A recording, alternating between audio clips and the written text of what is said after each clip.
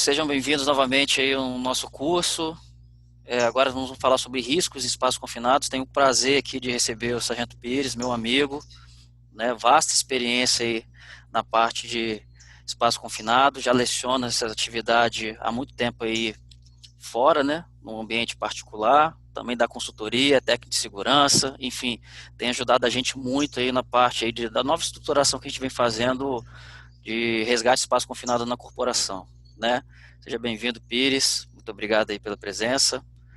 Beleza? E vamos É falar um um grande pouco. prazer. Obrigado, meu amigo. E vamos falar um pouco aqui sobre risco de espaço confinado, né?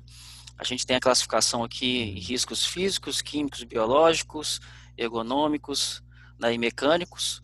E é importante a gente comentar aqui com o pessoal que está assistindo o vídeo, quais seriam os principais riscos aí, o que eles podem encontrar numa ocorrência de espaço confinado, e aí passar para eles aí a sua experiência, que é vasta aí na área, tá bom? Opa, então, pessoal, em relação aos riscos, a gente tem que fazer algumas separações. Essa divisão de risco ambiental, que são os físicos, químicos e os riscos biológicos, eles são tratados lá pela NR9. E aí a NR9, ela vai dividir, né? Mas eles são muito mais riscos ocupacionais, eles estão muito mais voltados para a gestão de segurança do trabalho do que efetivamente para a nossa atividade bombeiro militar. Riscos físicos, né? Radiação ionizante, radiação não ionizante, pressão, eletromagnetismo, calor, frio, isso é tudo risco físico, né? Mas muito mais para a administração do trabalhador, da gestão do trabalhador. Os químicos são mais importantes para a gente, porque muitos dos riscos atmosféricos que nós vamos encontrar no espaço confinado e que são os principais causadores de acidentes, eles são riscos químicos, né? Dentre poeiras, aerodispersóides sólidos, como poeiras, aerodispersóides líquidos, como formação de neblina e névoa, gases é o nosso principal risco quando a gente vai falar sobre espaço confinado. Risco biológico, ele pode estar presente, mas galerias, fossas, por exemplo, há que levar-se em consideração o risco biológico, principalmente na atividade de recuperação de cadáveres, onde muitas vezes ocorre isso em espaços confinados, como é o caso de poços, e aí o risco biológico, ele talvez seja o principal risco ali de contaminação para a nossa atividade. Já os ocupacionais, né, tanto a ergonomia da NR17, ela está totalmente voltada para a atividade ocupacional, ergonomia, adaptação do ambiente de trabalho ao homem, e aí, como o espaço confinado é não projetado para ocupação humana contínua, você não vai encontrar assim, né, um layout favorável, muitas vezes, para desenvolver uma atividade. Pode ser que o layout comprometa bastante aí, a capacidade do profissional, do bombeiro, de executar algumas ações de resgate. Risco mecânico, ele é a mesma coisa, ele é sinônimo de risco de acidente. Então, muitas pessoas às vezes confundem um pouco isso. O risco mecânico, quando você pega a legislação, a normatização de segurança do trabalho, ele, na maioria das vezes, ele vai falar em risco mecânico. Mas no dia a dia, profissionais de segurança do trabalho costumam falar em risco de acidente porque são a mesma coisa. E aí envolve quedas, envolve acidentes com instalações elétricas, envolve explosões, envolve uma série de coisas que pode ocorrer. Como o capitão Dainer falou, a atividade de espaço confinado é multidisciplinar, então muitas vezes envolve uma progressão vertical, um acesso por cordas, e aí muitos acidentes acabam estando relacionados a isso, às quedas. E basicamente, então, se condensa nisso, nessa divisão dos riscos ambientais, da NR9, físicos, químicos e biológicos, e os riscos ocupacionais, no caso da NR17, que fala sobre ergonomia, e, de um modo geral, o risco mecânico ou de acidentes, são a mesma coisa. Perfeito. No... Perfeito, Pires. Eu acho que é bacana a gente começar com essa divisão, deixando bem claro. Essa é uma dúvida que acontece quando eu estou falando de riscos físicos e mecânicos. Os alunos têm bastante dificuldade com relação a isso. Confundem. E você falou bem aí, eu acho que é importante a gente deixar bem claro aí, eu acho que você deixou claro. E aí tendo essa divisão, o que você considera dentro da sua experiência, o que você já viu de acidente e tal, quais são os principais riscos assim que um chefe de organização pode encontrar, e aqueles riscos ocultos, né, que a gente às vezes considera que tá tudo certo, tá tudo tranquilo, posso fazer meu resgate com tranquilidade, mas na verdade a gente tem um risco lá que pode causar algum dano sério aí ao militar que está adentrando nesse espaço confinado. O que você pode elencar para a gente aí? Sim, né? Antes de eu entrar em ocorrências específicas, acho que vale a menção do que a NBR 16577 ela vai tratar sobre atmosferas de risco, que são riscos já bem específicos ao espaço confinado. As principais, né, que ela vai mencionar no item 3.7, na linha A, vai falar sobre atmosferas inflamáveis, acima do 10% do limite inferior de explosividade. É um termo que vocês precisam se habituar, até por conta do uso dos nossos detectores. E aí, né, é uma atmosfera potencialmente perigosa. Vai falar sobre poeiras de suspensão em concentrações iguais ou superiores ao limite inferior de explosividade. Também é uma atmosfera bem específica, mas ela pode ocorrer principalmente em silos. Vai tratar também sobre deficiência de oxigênio, e considerando deficiência de oxigênio valores inferiores a 19,5% de oxigênio, e vai falar sobre enriquecimento de oxigênio em atmosferas superiores a 23% de oxigênio, que é inclusive o que o nosso detector tetragás, o Drager XAM 2500, ele consegue avaliar. Né? Cada um risco específico. Fazendo uma correlação com ocorrências que ocorreram aqui no estado. A gente pode fazer a menção do que ocorreu da explosão da casa de bombas da cidade de São Mateus, que inclusive foi um fator desencadeador do curso, a atividade que nós exercemos lá no cidade de São Mateus, onde havia formação de uma atmosfera potencialmente explosiva. Havia um risco constante de explosividade no acesso à casa de bombas, até então numa atividade que ficou mais como uma atividade de recuperação de corpos. 3 corpos permaneceram na casa de bombas. O acesso era um acesso por cordas inicialmente, e havia ali tanto a presença de gases tóxicos, né, que há que se mencionar também, como H2S, benzeno, e principalmente a possibilidade de identificação de uma atmosfera potencialmente explosiva. E aí é o entendimento dessas margens, né? A partir dos 10% do limite inferior de explosividade, você está numa margem de risco inaceitável, onde a equipe que vai atuar numa condição como essa pode se acidentar de forma grave ou fatal. Uma condição proibitiva, inclusive. Em relação à deficiência de oxigênio, vale a menção do que ocorreu no Sepetiba Bay, com o acidente dos trabalhadores portuários no Porão 1, em Portocel, onde a concentração de oxigênio chegou a 5%. E acabou matando 3 trabalhadores por asfixia. Então também foi uma situação, nós não atuamos, quem atuou foram os bombeiros civis da então Fíbria, mas encontraram essa realidade, e é uma realidade que a gente pode se deparar numa ocorrência em espaço confinado. O nosso equipamento de proteção respiratória ele nos garante segurança para fazer essa abordagem, mas envolve todo um planejamento, o risco é um risco considerável, e ele precisa ser muito bem compreendido para evitar um eventual acidente com o profissional que está intervindo. Vale a menção, inclusive, de um vídeo que é comum, que é um vídeo de um acidente real que ocorreu, se não me engano, no Mato Grosso. De repente, a gente depois até disponibiliza esse vídeo, e envolvendo um bombeiro militar, né, que acabou se asfixiando num silo. O vídeo depois é autoexplicativo, vocês vão acompanhar.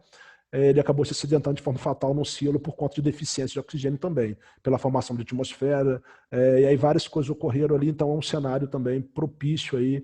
Vocês vão ver muitos erros nesse vídeo de abordagem, e aí é um cenário também propício, mas principalmente deficiência de oxigênio são os mais comuns, muitas vezes por conta o próprio espaço confinado, pela incapacidade de ter uma ventilação satisfatória, ele vai criar uma atmosfera propícia à decomposição aí de matéria orgânica, grãos, vai provocar uma atmosfera deficiente em oxigênio, ou pode criar uma atmosfera rica, principalmente em metano, que é uma atmosfera principalmente potencialmente explosiva, ou pode formar uma atmosfera deficiente em oxigênio pela formação de H2S, o gás sulfídrico, que também é muito comum.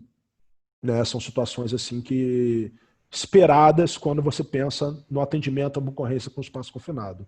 No caso do enriquecimento de oxigênio, ele é muito específico.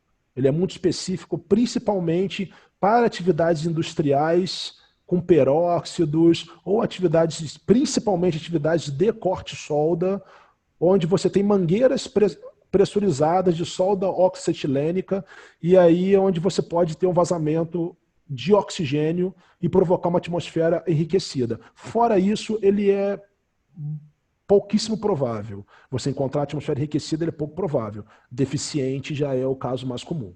E é o principal cenário que provoca fatalidade de espaço confinado, sem dúvida, deficiência de oxigênio. Legal, Pires, legal você ter comentado isso. Aí a própria OSHA já coloca, né? O principal risco que a gente encontra no espaço confinado é o risco atmosférico, né? E aí a gente fala de Sim. toxicidade, inflamabilidade, asfixia. E isso é um risco que está ali e às vezes ele é obscuro para a gente, né? É importante a gente comentar sobre isso, né? Até vale a menção, quando você vai já falar sobre toxicidade, lembrar que vocês vão ver na apostila que tem algumas terminologias, várias terminologias que às vezes se referem a mesma coisa por conta de órgãos diferentes. Quando a gente vai falar sobre risco por toxidez, ali você tem o H2S, o monóxido de carbono ou outros elementos químicos, vocês vão visualizar muitas vezes a menção ao limite de tolerância quando a referência é NR15, que é o que a nossa legislação faz.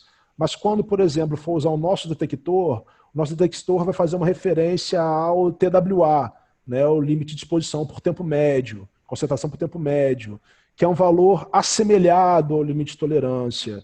Muitas vezes pode ser que, por falta de uma outra base normativa, se utilize a CGIH, e a CGH trabalha com TLV ou TLV ceiling. Basicamente, eles se equiparam. Apesar de algumas diferenças de concentração e valores, eles basicamente se equiparam ali no que cada um deles representam em relação ao tempo de exposição ocupacional, seja do bombeiro militar ou do trabalhador que está exposto àquela atmosfera. E é em cima dessas referências que a gente trabalha para saber se quanto à necessidade do uso de EPR, quanto à necessidade do uso, quanto à necessidade do uso do EPR em demanda autônoma. Então, se a atmosfera permite uma entrada sem EPR. Então, são esses fatores que vão determinar isso. Não se confundam com isso. Né? Se é limite de tolerância, se é TWA, se às vezes o valor estava em TWA e alguém fez uma menção sobre limite de tolerância, eles basicamente se equiparam, para evitar assim, dúvidas que são recorrentes. Legal, e a gente vai até comentar isso nos modos seguintes, né? E a Uhum. nossa ideia desse bate-papo é esse mesmo, é já introduzir esse conteúdo com os alunos. A gente sabe que tem módulos ainda lá que a gente vai ter no curso do monitoramento atmosférico, de proteção respiratória. Então, assim, alguns termos que a gente está usando aqui agora, talvez para o aluno nesse momento ele fique um pouco confuso, mas é importante a gente já introduzir e aí depois nos outros módulos a gente vai tirando essas dúvidas, né? Uma situação que a gente considera importante é falar sobre como é dividida essa questão no ambiente industrial, até mesmo porque é um ambiente mais complexo, né, que a gente pode atender ocorrências em espaço confinado. A gente sabe que da estatística aqui do Espírito Santo, a grande maioria das ocorrências envolvendo espaço confinado que nós atendemos são em ambientes urbanos, que às vezes não tem toda essa rigidez, lógico, não vai ter, porque às vezes é uma fossa, alguma tubulação, e às vezes você vai tirar informações ali de alguma pessoa que viu um acidente, ou às vezes nem tem ninguém que viu, e a gente tem que ter esse gerenciamento de risco para poder fazer, né, um bom resgate. Ora, se a gente consegue ter um melhor entendimento do ambiente industrial, que é todo complexo, imagine no ambiente urbano. Então, é bem essa questão que a gente está abordando aqui no nosso curso. Eu acho que é importante para o aluno, né? O que você considera disso aí, Pires? A gente costuma fazer até uma divisão, né, entre essas ocorrências urbanas, que envolvem principalmente escavações, poços, para ocorrências industriais, onde você tem aí tanques, vasos de pressão. De modo geral, na área industrial, as empresas, até pela gestão da própria NR33, elas possuem equipes de resgate. A maioria delas, inclusive, elas não têm uma boa capacidade operacional. Então, quando você pensa numa ocorrência de espaço confinado e área industrial, já imagine que eles tentaram realizar o resgate, não conseguiram pela complexidade. Então, o acionamento do bombeiro vem a posteriori a isso. Você vai chegar lá já com o tempo da ocorrência já decorrido e provavelmente encontrando um cenário mais complexo. Quando você pensa no cenário urbano, aí pode ser que você já chegue com um tempo menor, pode ser que seja um cenário complexo, mas há uma expectativa de um cenário, às vezes, menos complexo, com uma preocupação especial, no caso, de escavações, pelos riscos associados aí de colapso estrutural. Mas o que a gente... Inclusive, a gente até acaba focando algumas vezes mais no cenário industrial, justamente por essa maior complexidade que a gente pode encontrar, né? Não só a complexidade, mas também muitas vezes a necessidade de mais recurso, ou a possibilidade de encontrar mais recursos fornecidos pela própria empresa e que a gente saiba como dispor esses recursos para otimizar o atendimento à ocorrência. O que a gente visualizou, sem dúvida, de experiência em relação ao espaço confinado, é que é uma ocorrência que a avaliação ela precisa ser muito criteriosa. Então, ela leva um tempo. Por mais que você, às vezes, não chegue com tempo-resposta curto na ocorrência, essa avaliação ela vai demandar um tempo para que você consiga fazer isso dentro de uma margem de segurança aceitável. E há uma expectativa pela resposta imediata. E isso, assim, talvez o espaço confinado caracterize muito a questão de você não poder ter essa resposta imediata e ter critérios muito altos, muito rígidos de avaliação de risco antes de definir como que você vai executar o resgate. Sim, a própria OSHA, desde a década de 70, a NIOSH também, que vem estudando isso, fala, né, que grande parte dos acidentes envolve resgatistas, profissionais ou não, né?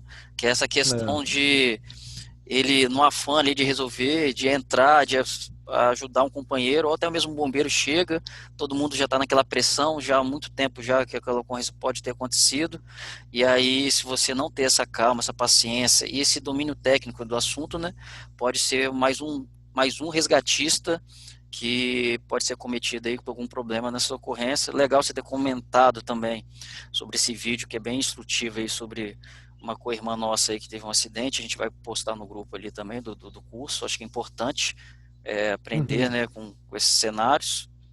E, enfim, é isso. Desse assunto, Pires, mais alguma informação que você considera importante a gente já colocar aqui para passar para o pessoal? Fazendo só a gente fazendo um resumo do que a gente tratou. Então, basicamente, né, nós falamos sobre os riscos, principalmente os riscos ambientais e ocupacionais, que são aqueles que são definidos por normas de segurança do trabalho, né, físicos, químicos, biológicos, como os riscos ambientais, e os riscos ocupacionais, ergonomia e mecânicos ou de acidentes. No nosso caso, a gente tem uma ênfase maior dos riscos químicos, considerando os riscos atmosféricos, que envolvem principalmente esses riscos químicos, que são os principais causadores de acidentes de espaços confinados. E a gente vai fazer a menção em relação aos riscos atmosféricos, das atmosferas inflamáveis, né, ou potencialmente explosivas, em relação aos limites acima de 10% do limite inferior de explosividade, como vocês vão ver um pouco mais a fundo mais à frente, a poeiras, né, e aerodispersóides sólidos, em concentrações superiores ao limite inferior de explosividade, deficiência de oxigênio à base de 9,5%, enriquecimento acima de 23%, Lembrando que o grande risco do enriquecimento não é um risco fisiológico, é o risco da alta inflamabilidade da atmosfera quando você tem uma atmosfera enriquecida. Que é uma dúvida que às vezes acontece ali, é uma pergunta recorrente, se tem algum problema fisiológico da atmosfera enriquecida em oxigênio. O principal risco é de inflamabilidade. E considerar também os riscos atmosferas tóxicas formadas pela concentração de elementos químicos como H2S, monóxido, metano e dentre outros vapores aí em concentrações acima daquilo que é definido por norma, seja NR15 no limite de tolerância, seja o TWA da OSHA, da NIOSH, ou seja o TLV ali da CGH. Eu acho que isso condensa o que a gente discute sobre risco, não esquecendo, é claro, dos riscos mecânicos, como quedas, acesso por corda, como a gente fala o tempo todo do multidisciplinarismo do espaço confinado. Sem dúvida, é isso mesmo. Pires, então é isso, né? Eu acho que para esse vídeo, dentro desse módulo de risco espaço confinado, a gente teve esse bate-papo aqui, você explicou bem aqui para os alunos. Eu acho que a gente consegue abranger e fechar esse módulo, tá? Agradecer sua presença aí, obrigado pelo apoio e vamos tocando, beleza? Eu que agradeço. Um grande abraço a todos e bom estudo. Abraço, valeu.